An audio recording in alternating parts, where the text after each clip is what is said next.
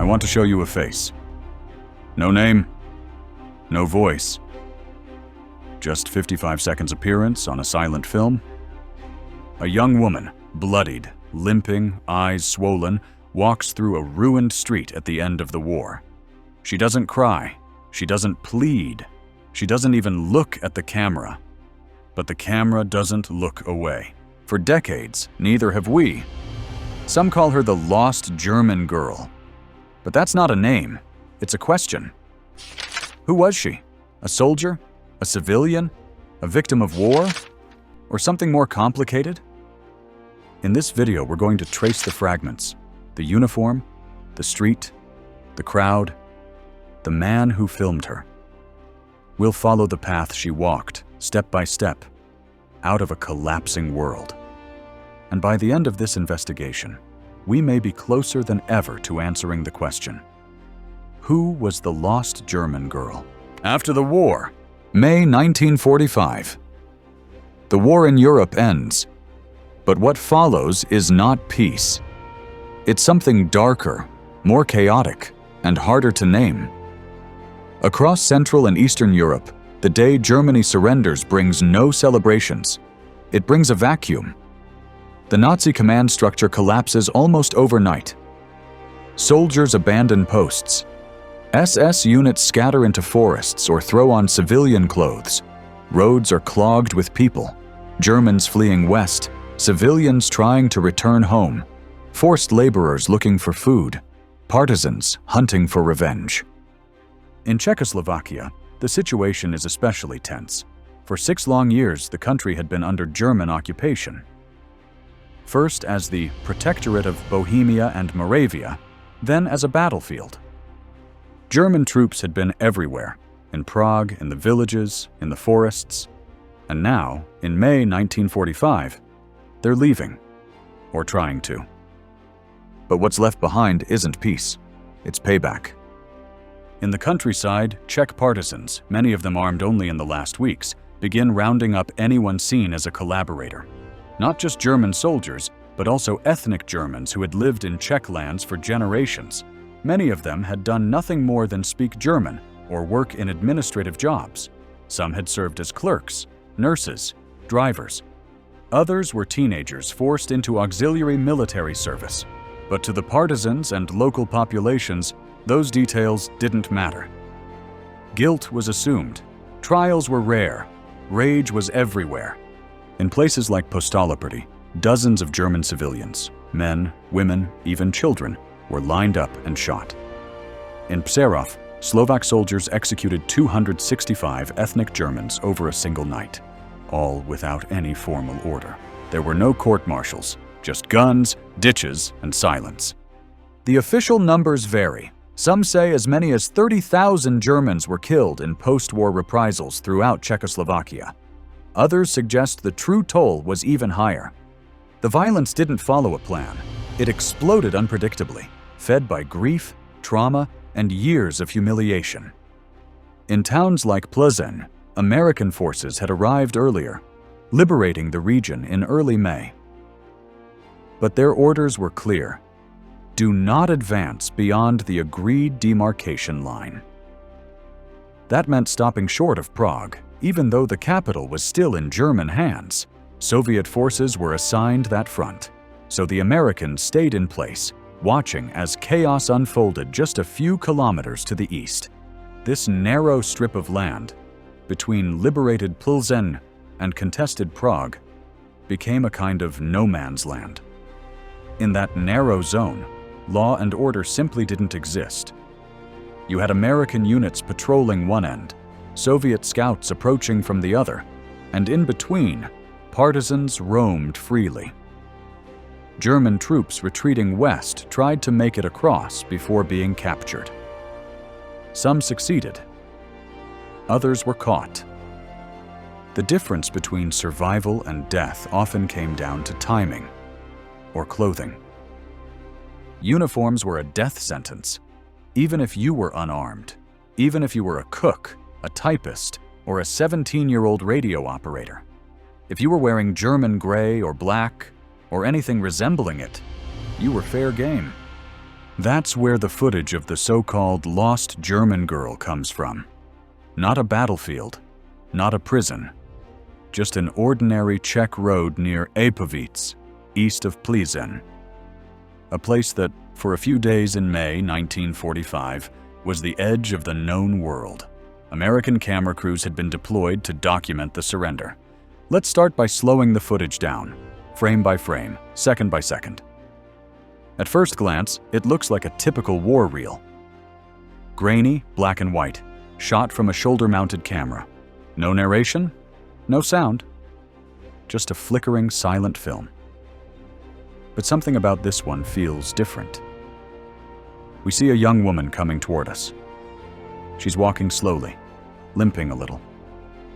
Her arms are down at her sides. One hand grips what looks like a small booklet. The other seems to hold a few crumpled bills. She emerges from the background of road and fields. A slender figure, standing about 1.65 meters tall, her body small against the open countryside. Her light brown hair is worn loose and a bit messy. It's hard to tell from the silent clip, but she looks to be in her 20s. That sense of youth clashes with the hardened weariness in the way she holds her shoulders. Her head is slightly lowered, eyes fixed on the dirt ahead. She wears a dark V-neck sweater or jumper that could be civilian, layered under something that might be a Luftwaffe Helferin tunic. That outer garment hangs loosely, too large for her slight frame. The sleeves droop past her wrists, and there's no sign of a belt or insignia. It looks like it was grabbed in haste, faded fabric, dusty and worn. Her trousers are unmistakably military style, loose-fitting, straight-legged, and rolled up at the ankles. The waist bunches awkwardly, suggesting they aren't her size. There's no belt, and the fabric is stiffer from long wear. They hang from her hips, giving an impression of being scavenged or distributed, rather than tailored. The boots reaching halfway up her calves are scuffed but sturdy, maybe mismatched with the trousers, or perhaps her own footwear. There's no head covering, no cap, scarf, or sign of any rank. The absence of uniform patches or identification is striking, especially if she once had them. It suggests someone stripped of what marked her, possibly by the same hands that beat her, or maybe it is she herself. Her stride is measured and uneven, like she's trying to balance pain and exhaustion. She moves cautiously, uncertainly, as if every step matters. Without the bruising, she could almost blend in with any of the refugees and retreating soldiers straggling along this road. She turns toward the camera for a moment, and suddenly her face fills the frame. The left side is markedly swollen. Her jawline seems enlarged, and her cheek protrudes as though the bones beneath are broken. A bruise under her right eye forms a purple crescent, the skin dark and tender. On her lip, a faint crack, dried with a thin trickle of blood staining her chin. These injuries aren't old. They're fresh. Probably less than a day old, perhaps a few hours. She's been beaten hard. But what arrests you isn't just the bruise, it's the shock in her expression. There are no tears rolling down her face, no raw fear. Instead, her eyes are blank, unfocused, as if she's walking on autopilot. She doesn't look at the camera. She doesn't look around.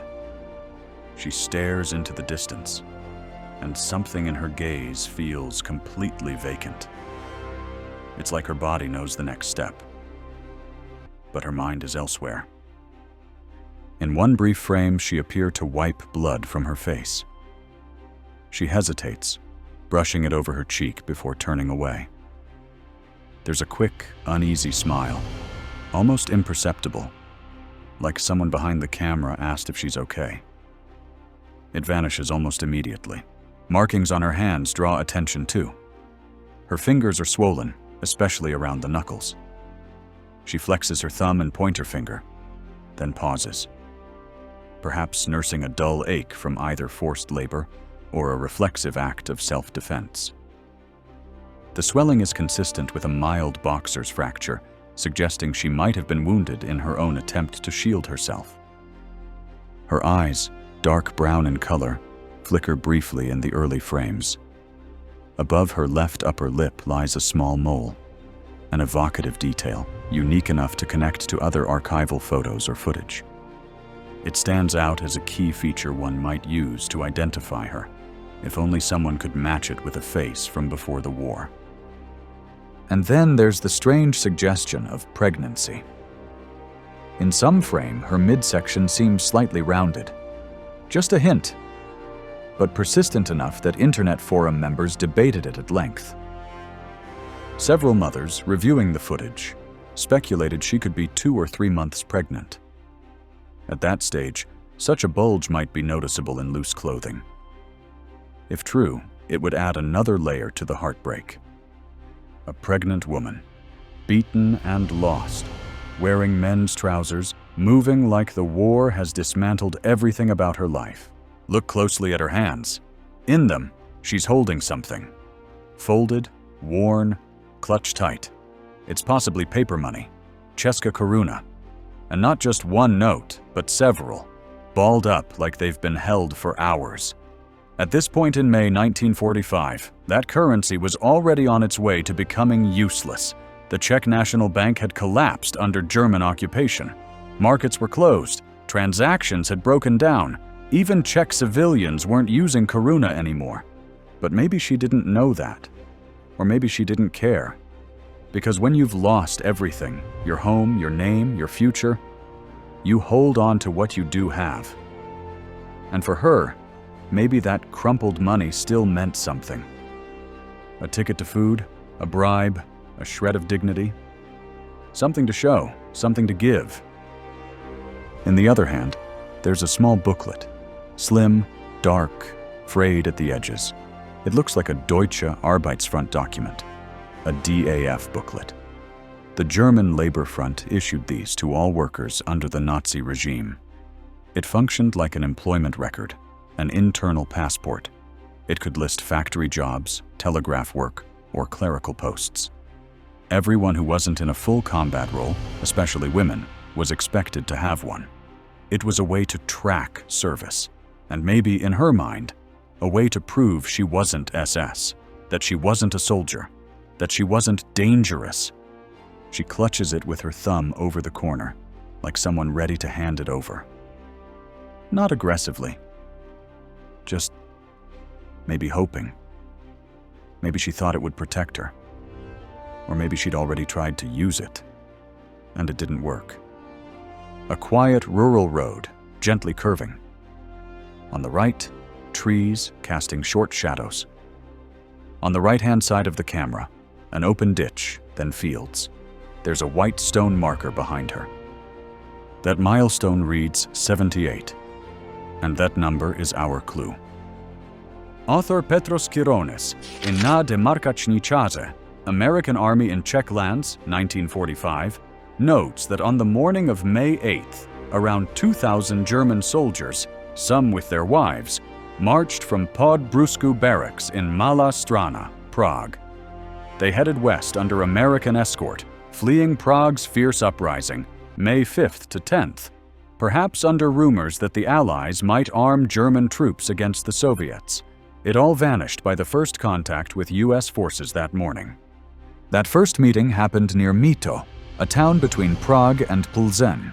American troops disarmed them, and splits occurred between those labeled Wehrmacht and those branded SS. Around 200 made up the SS group, among them LGG. They marched along Highway 605. At the curve between Holubkov and Rokycany, a clash happened.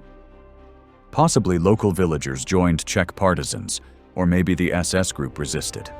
30 Germans died, and many were injured. Evidence points to this being where she was brutally beaten. Rokycany lies about 78 kilometers west of Prague, matching the white kilometer marker visible in the clip.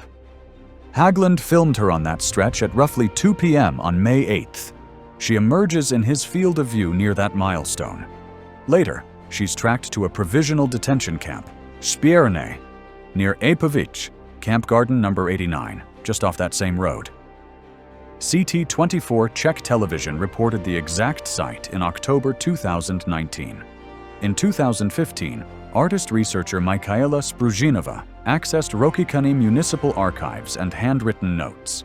She found records suggesting the SS group was held at Spirne, near Epovice, and that some women deported later via Red Cross to a women's camp in Regensburg, Germany.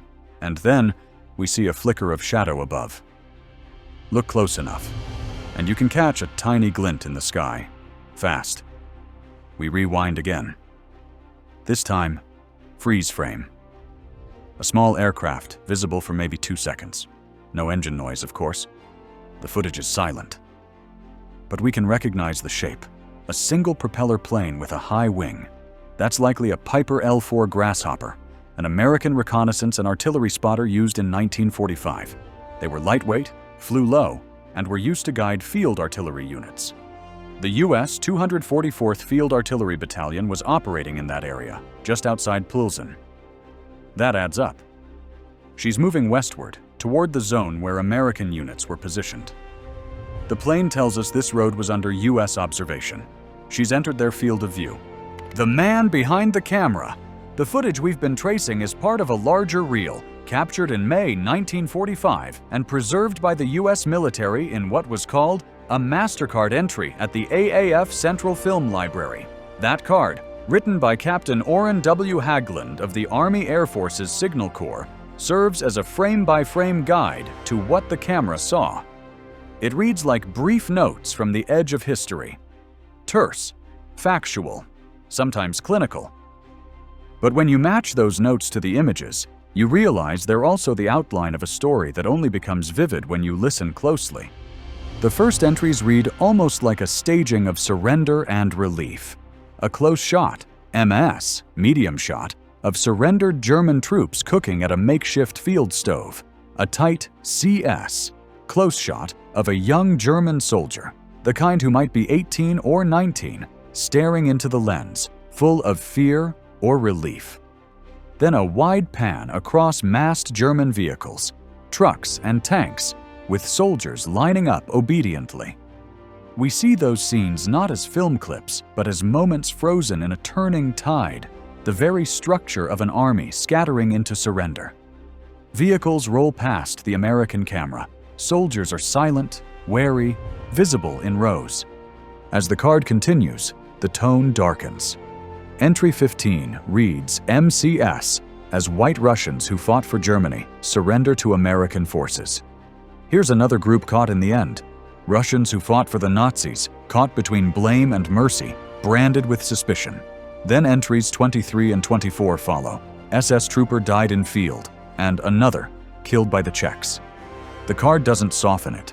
It lists dead bodies in cold detail, as though they're still among the stacked notes. That leads us to entry 42. CS on dead German civilian. A close shot of a civilian, someone like her, though maybe a man, dead in a country they once occupied. By entry 43, we reach our moment. The card states, MCS as SS girl walks to camera. That's the cue. The camera shifts to her, a beaten young woman, filmed in color, making her way down a rural road. The next line, 45, reads, CS of same. She is badly beaten up. Now the focus is close, uncomfortably so. The next frame, 46, notes VCS on face as she asks for mercy, panning down to trousers. A very close shot of her eyes, swollen. Her mouth may be moving, though the footage is silent. Then 47. MCS badly wounded SS man as he looks at camera. The camera doesn't linger on mercy. It moves from one wounded person to another. And log 50. MS as GIs look at murdered SS boy on road. The cycle continues with death and aftermath. The final entries 66 say MCS as American trucks roll along highway. Bring us back to troop movements, to the army, to the mechanics of surrender.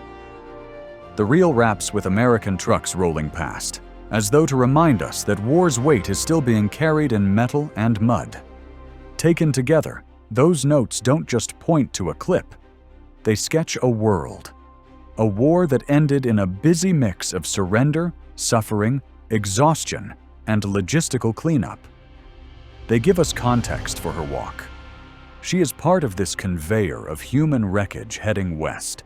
She passes bravely, or reluctantly, through the lens in the middle of other imagery of surrender and death. The film was catalogued under the cold, bureaucratic title Tape 18 SFP 9196. It was eventually submitted to the U.S. National Archives and Records Administration, and from there made its way into the United States Holocaust Memorial Museum's Steven Spielberg Film and Video Archive. But this wasn't a clean process. Though the original reel is over an hour long, only 25 minutes were digitized and uploaded publicly to the USHMM's collection. These 25 minutes are labeled under the title Liberated Czechoslovakia, Wounded and Dead Germans, POWs. According to the metadata, this was filmed between April 7th and May 8th, 1945, across several Czech towns, including Pilsen and Berun. It's silent, unedited. In color? Format: 16mm internegative, later preserved to Betacam SP. Digitized and stored, but not downloadable online. The footage was captured by Captain Orrin W. Haglund, a cameraman with the U.S. Army Air Force's 1st Motion Picture Unit, assigned under the Signal Corps. By the spring of 1945, Haglund had already been filming in Europe for several months, attached to advancing American forces as they pushed into German-held territory. His job wasn't to fight or intervene, it was to witness, to document. With a handheld Bell & Howell 16mm camera, Haglund and others in his division recorded daily reels of the war's final weeks. These would later be archived, used for internal reports, intelligence, and eventually history. May 8, 1945, the day Germany surrendered unconditionally, was one of his busiest filming days. His slates from that day alone reference at least 3 segments: P21, P27, and P80, each corresponding to a different roll of film, different location, different story. Shot cards from those slates describe scenes that swing wildly between relief and horror. German POWs standing in line for soup. Boys in Luftwaffe uniforms eating silently in fields. Dead SS men strewn across ditches. Civilians waving handkerchiefs at passing U.S. tanks. The archival file at the United States Holocaust Memorial Museum confirms these roles. It names Haglund as the cameraman. It states that the material is public domain and that no special permission is required to access or reproduce the material. But despite this, the digital video is only available for viewing on the museum's website, not for download. And unless you read carefully through the description, you might miss the girl's brief appearance entirely. At 1:07:28, Haglund films a long line of captured men, possibly Russian collaborators, then some Czech crowds waving at American troops, more German prisoners, dead bodies, wounded soldiers. The girl's presence is repeated briefly in Haglund's slate P80, filmed on May 8th, confirming the date. But again, the only tag is SS Girl. This tag would be important later. On April 29, 1947, and again on July 23, 1951, the same SS Girl description appears in the shot card releases of this footage. That suggests that, while the original footage was stored securely in the 1940s, it wasn't revisited for nearly 2 years, maybe longer. These reclassification dates are important. They tell us the footage was reviewed and possibly re-edited or cataloged at least twice. The last archival modification was logged as recently as February 21, 2024, according to the museum's public database. The tape floated through official hands for over half a century. It survived military storage, archival transfers, film preservation protocols, digitization, cataloging, and publication. And all through that, she stayed anonymous. The man behind the lens was Captain Orrin W. Haglund, a trained filmmaker turned wartime cameraman. Born on November 23, 1905, in Scandia Township, Marquette County, Michigan, He grew up with an eye for storytelling. As a young man, he headed west into the film industry. By the late 1930s, Haglund was working in Hollywood as an assistant director and production manager. He built a reputation for being meticulous, efficient, quietly observant, skills that would serve him well in ways no one could have foreseen. When the U.S. entered World War II, Haglund enlisted. On August 15, 1942, he became part of the Army Air Force's 1st Motion Picture Unit, a special division of the Signal Corps that included celebrities like Ronald Reagan, Clark Gable, and William Holden. Their mission was clear: document the war as it happened. No retakes, no staging, just unfiltered reality.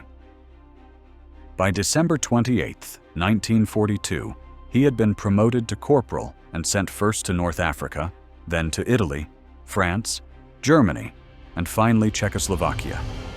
By early 1945, Haglund held the rank of captain.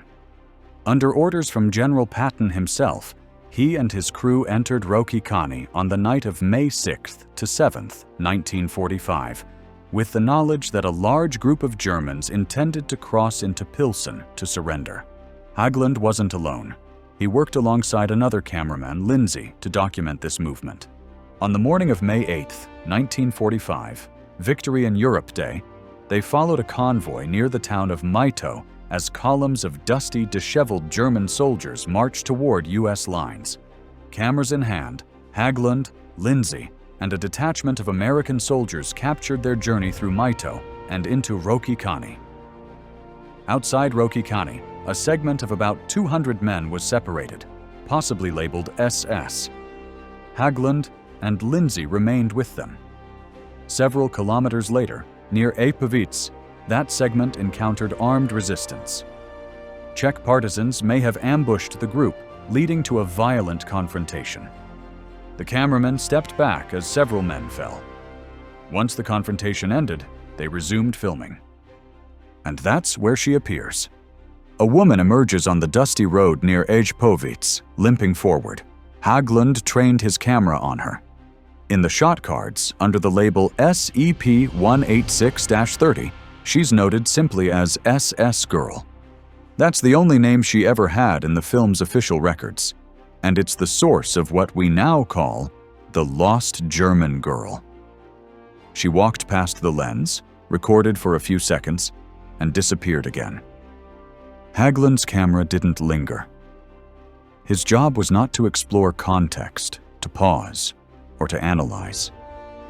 It was to capture and to move on. Haglund stayed with American forces through the end of the European War. After victory in Europe, he shipped out to the Pacific Theater as the war shifted east. By December 9, 1945, he was discharged. His service had earned him several medals: the World War II Victory Medal with 3 Bronze Stars, the Purple Heart, the American Campaign Medal, the European African Middle Eastern Campaign Medal, and the Pacific Theater Service Medal. Back in civilian life, Haglund returned to Hollywood. He tried to re-enter the movie business, leveraging old wartime connections. But the industry had changed. Studio doors stayed closed, so he pivoted. He worked on television war documentaries, producing and directing series that drew on his battlefield expertise. He carried his medals and memories quietly into middle age. Orrin W. Haglund died on September 15, 1972, in San Bernardino, California, at age 66. He was entombed in North Hollywood's Pierce Brothers Valhalla Memorial Park, in the Veterans section, still surrounded by the solemn hum of military history. Haglund footage of the German Girl was recorded under Film Code 18 SFP 9196 and logged into the AAF Central Film Library. Haglund's records were clinical. SS Girl walks to camera. Badly beaten. No name, no further note. His camera didn't linger. The woman appears for only a few frames, and then she's gone, absorbed into the chaos of post-war movements and prisoner processing. The MasterCard he submitted after filming lists dozens of entries Surrendered Wehrmacht units, dead SS officers, civilians, American vehicles. She's one line in the middle. Entry 43. Then the reel moves on.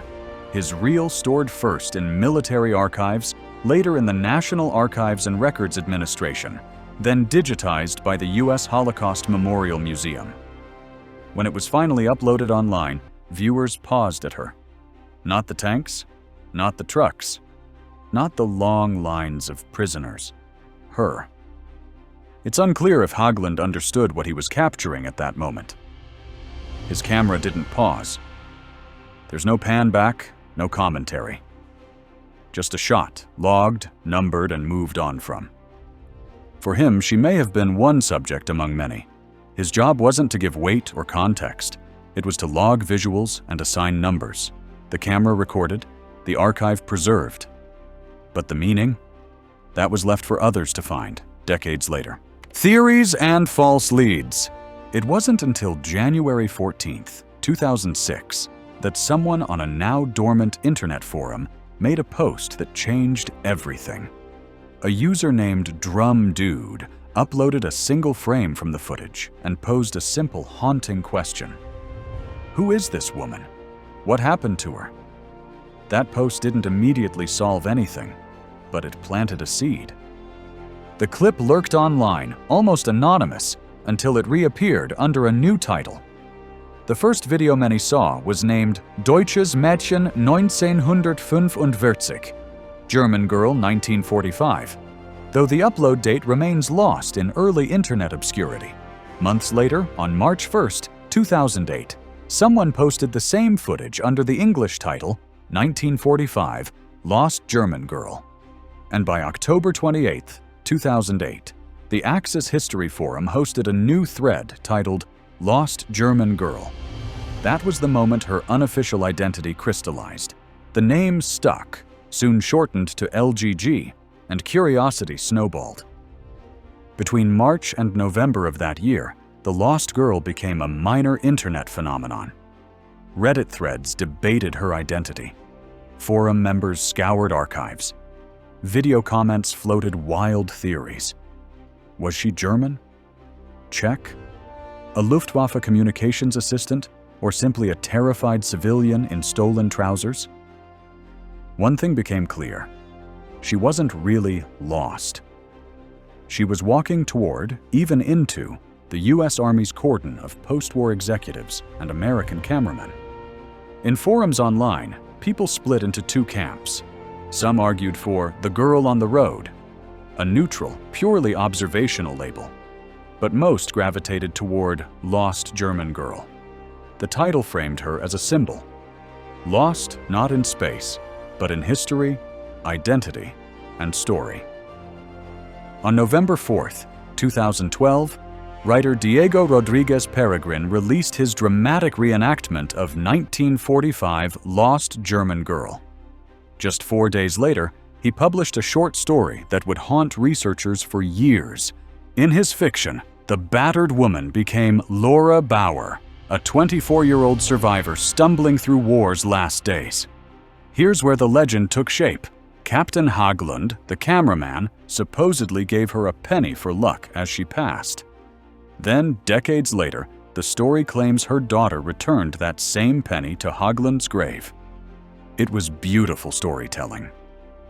But that's all it was. Peregrin clearly labeled it as fiction.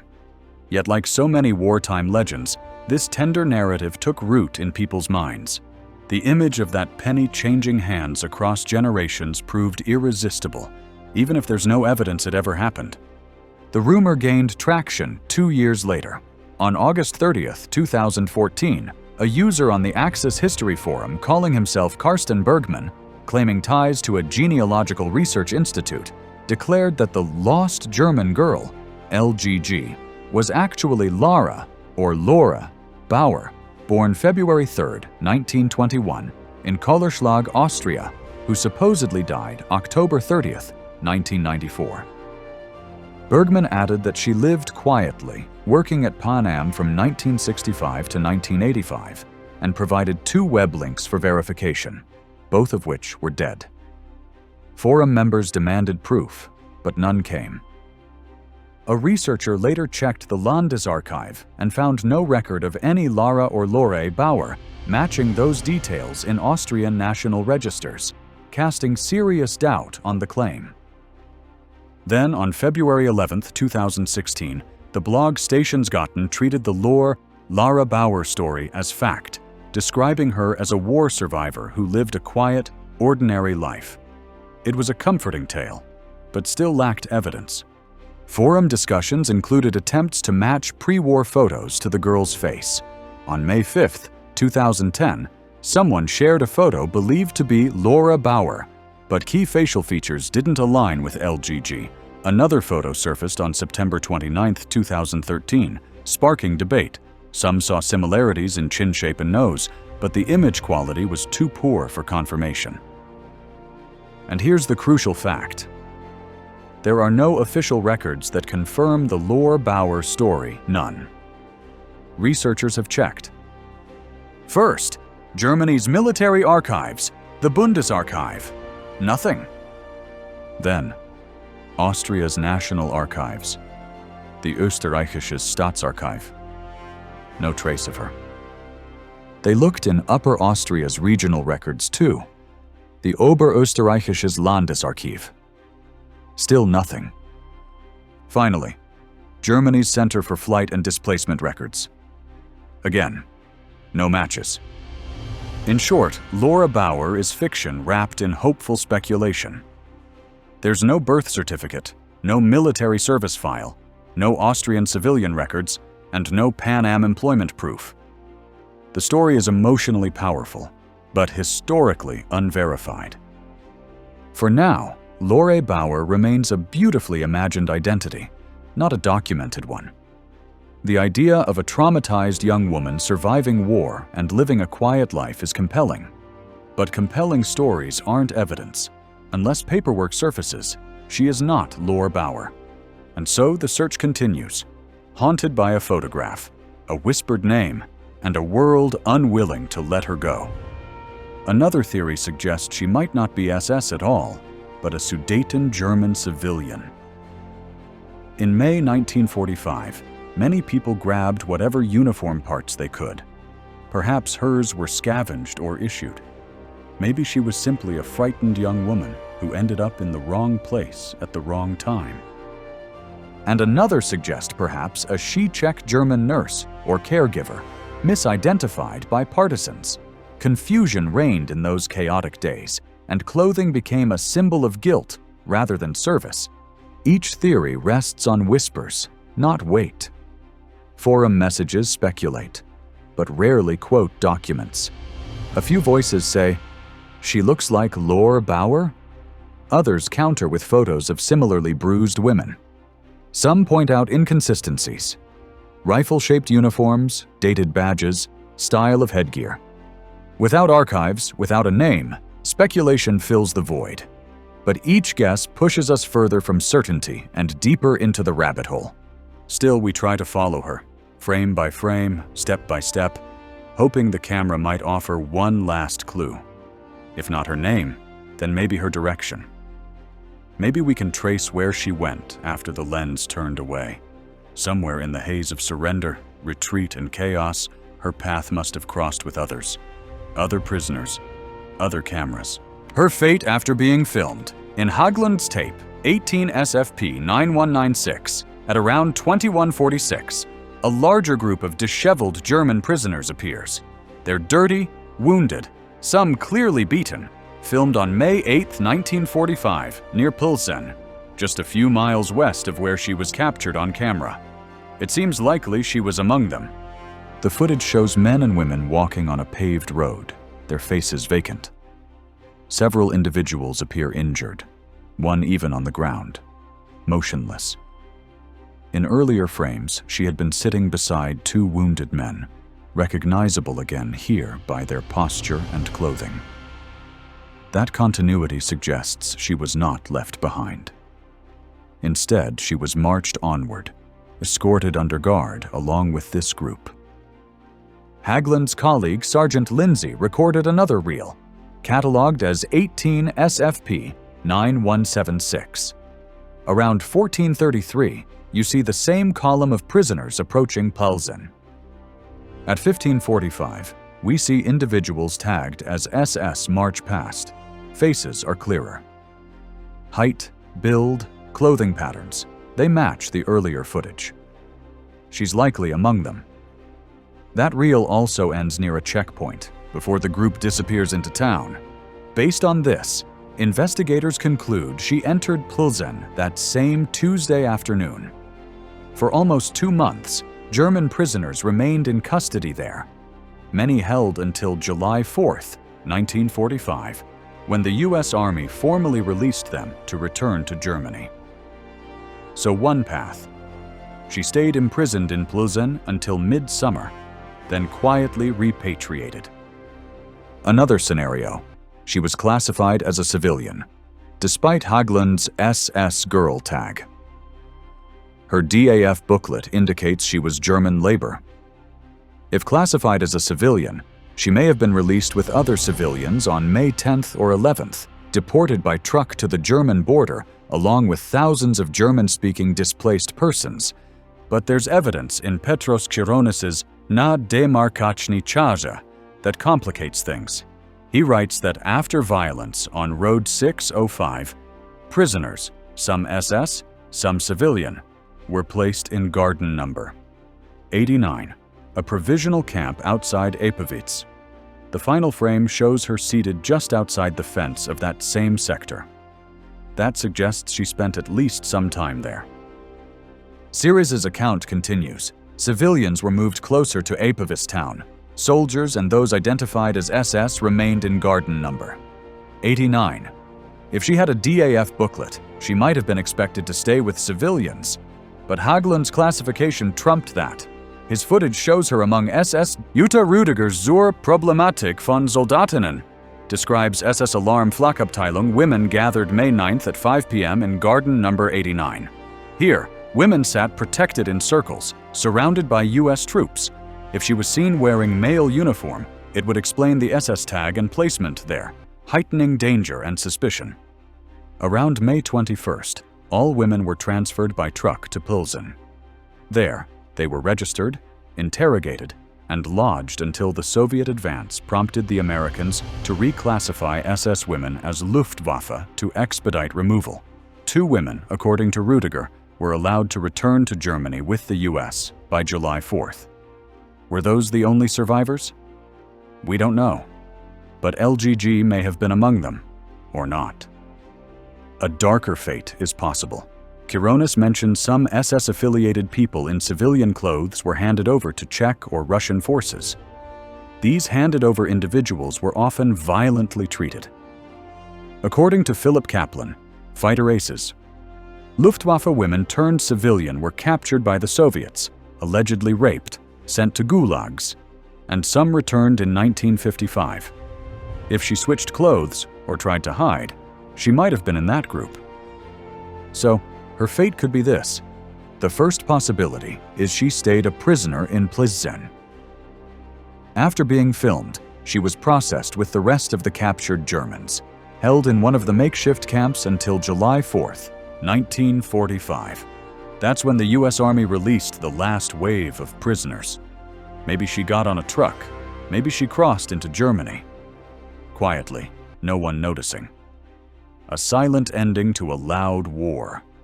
The second path? She wasn't military at all, just a civilian. If that's true, she might have been released much earlier. Maybe May 10th or 11th, with the other German-speaking civilians piled into trucks, dropped off near the border.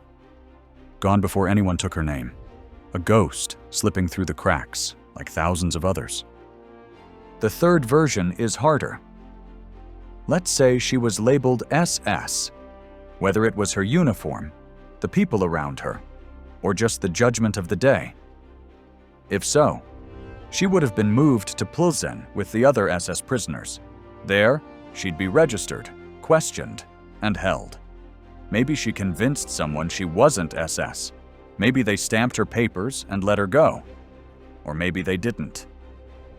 And then there's the darkest possibility. She changed into civilian clothes, tried to disappear. But someone noticed. Maybe a blood group tattoo. Maybe a rumor.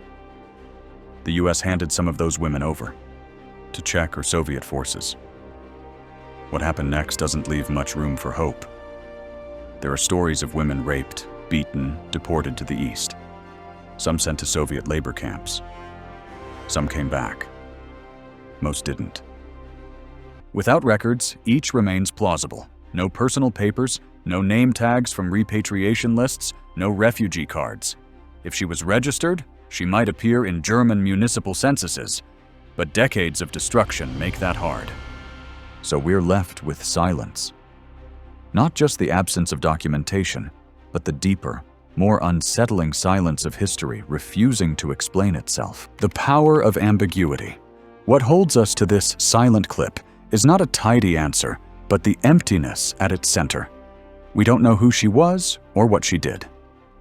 That blank space is where we project our questions and our morality. Was she guilty? Innocent? Somewhere in between? In the last days of the Third Reich, uniforms meant everything. A Luftwaffe tunic, even one too large, painted her as enemy. But it didn't tell us her age, her role, or if she'd even chosen to wear it. It only told us how others saw her. An SS girl, a collaborator, a target. And once the war ended, that label was enough. In towns across Czechoslovakia in May 1945, any woman in German uniform might be dragged into the streets, her hair shaved, her identity stripped in public punishments that blurred justice and revenge. This was collective wrath, not courts. This film doesn't show that crowd. It shows one battered body, relocated to the frame, filmed without comment. That silence is its own commentary. The power of ambiguity in this clip draws people in. On forums like Axis History, or in the YouTube comments under videos titled Lost German Girl 1945, people argue fiercely. One poster says she was a 19-year-old Luftwaffe radio operator. Another says she was a 16-year-old civilian who grabbed a tunic to escape late in the war. Artists have tried to fill the emptiness. You'll find digital restorations that soften her bruises, oil paintings that freeze her in pastel light, pixel art versions for video games. A few even create sculptures or drawings capturing her posture, the lean of her shoulders, the clenched fist holding that deck of cards. Every recreation is an act of empathy. No one wants to see a victim of collective fury go unrecognized.